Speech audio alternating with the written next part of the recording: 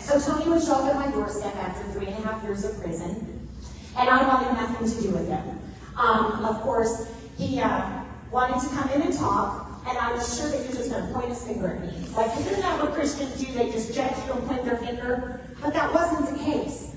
I didn't want to let him in, and my son Freddie had heard him at the door, and so I had to let him in. We came in, we went to the kitchen table, and I was sure that he was going to lecture me. I was sure that, like, he could see the track marks in my arm. I was sure that he was going to take Freddie from me, and that they would take all my kids. Like, he was not going to put up with this, because he was one of those hoity-toity Christians, because isn't that what we all assume? Yeah. And so as I'm sitting at that kitchen table, and I'm just ready to get this lecture over with, and Freddie will not leave us alone. I keep asking him, go in the other room, go in the other room.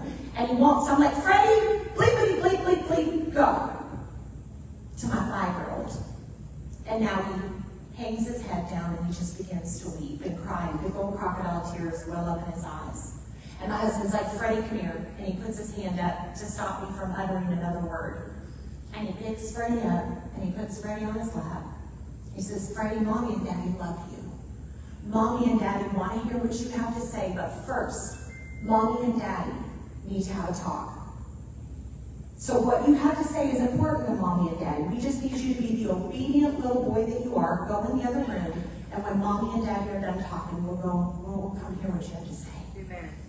And guys, in that moment, Anthony pulled me into his peace.